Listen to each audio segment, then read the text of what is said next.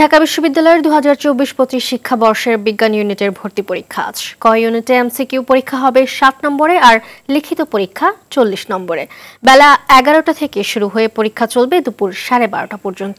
বিজ্ঞান ইউনিটে 1896টি আসনের বিপরীতে 1,46,694 জন শিক্ষার্থী অংশ নিয়েছে। এই ইউনিটে প্রতি আসনের বিপরীতে আবেদনকারী পরীক্ষার্থী 77 জন। এর আগে কলা, আইন ও সামাজিক বিজ্ঞান ইউনিট, ব্যবসায় শিক্ষা ইউনিট, চারুকলা ইউনিট, ইনস্টিটিউট অব বিজনেস অ্যাডমিনিস্ট্রেশনে ভর্তি পরীক্ষা অনুষ্ঠিত হয়েছে।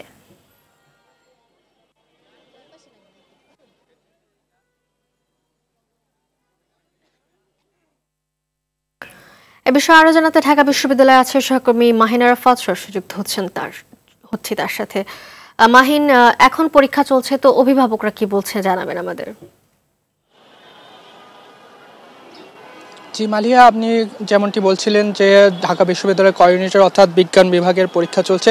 এ বিষয়ে আমরা অভিভাবকদের সাথে কথা বলছি। তাদের আমাদেরকে যেমনটি জানিয়েছেন যে আজকে যেহেতু শবে বরাতের ছুটি এবং শনিবার সাপ্তাহিক ছুটির দিন, এই কারণে আসলে রাস্তায় যে গণপরিবহন সেটার কিছুটা ঘাটতি দেখা দিয়েছে এবং এই কারণে অভিভাবক এবং শিক্ষার্থীরা যারা পরীক্ষা কেন্দ্রে আসার জন্য সকালে ঘর থেকে বের হয়েছিলেন তাদের পরীক্ষা কেন্দ্রে পৌঁছাতে কিছুটা বেগ পেতে হয়েছে। এবং আমরা যেটা দেখতে পেয়েছি যে 11টা নাগাদও অনেক শিক্ষার্থী প্রায় দৌড়িয়ে পরীক্ষার কেন্দ্রে এসে উপস্থিত হয়েছেন। তারা এই বিষয়ে আসলে কিছুটা শোক দুঃখ প্রকাশ করেছেন। তারা চেয়েছেন যে এই বিষয়টি যাতে আসলে হস্তক্ষেপ সরকারের পক্ষ থেকে করা হয় এবং ভবিষ্যতে যাতে এই ধরনের ভোগান্তিতে আর এই পরীক্ষাতে না পড়তে হয় সেই জন্য তারা একটি সমাধান চেয়েছেন।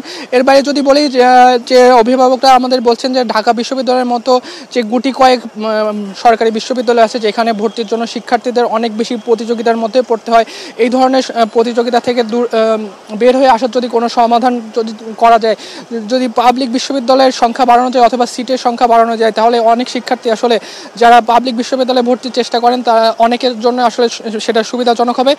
এবং তারা চাচ্ছেন যে আসলে এই ধরনের বিভিন্ন শিক্ষা খাতকে আরও উন্নত করা উচিত। আসলে অনেক সময় দেখা যায় যে পাবলিক বিশ্ববিদ্যালয়ে ভর্তির পরেও সেশন জট সহ শিক্ষার গুণগত মান সঠিক না হয়, শিক্ষার্থীরা আসলে যেই শিক্ষার জন্য বা যেই স্বপ্ন নিয়ে বিশ্ববিদ্যালয়ে ভর্তি হন সেই স্বপ্ন পূরণ হয় না। তারা এই সকল সমস্যা দূর করার জন্য অন্তর্বর্তী সরকারের পদক্ষেপ চেয়েছেন। আর কিছুক্ষণের মধ্যে পরীক্ষা শেষ হবে। পরীক্ষা শেষ হলে আমরা আরও জানতে পারবো শিক্ষার্থী এবং অভিভাবকদের অভিভাবকটি কী ছিল। আর বর্তমানে এই ছিল আমার কাছে ঢাকা বিশ্ববিদ্যালয়ের ক ইউনিটের ভর্তি পরীক্ষার সর্বশেষ। ধন্যবাদ আপনাকে।